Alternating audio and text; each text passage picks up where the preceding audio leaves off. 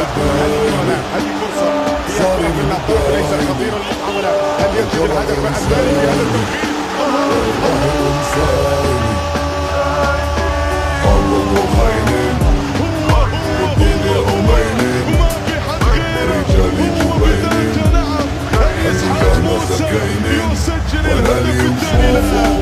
يسجل الهدف الثاني هنا من يتكلم هنا من يتحرك تعظيم سلام تعظيم سلام للاعب أنيس حاج موسى هو من أشعل هذه الموقعة هو من سجل الهدف الثاني الآن هو من بدأ وسجل الهدف الأول